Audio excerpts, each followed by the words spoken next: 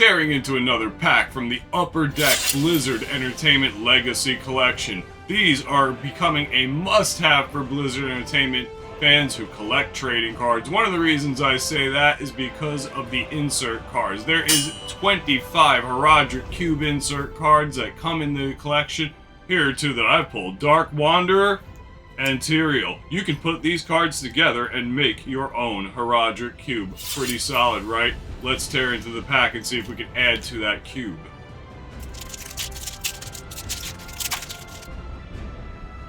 Soldier 76, Bronzebeard,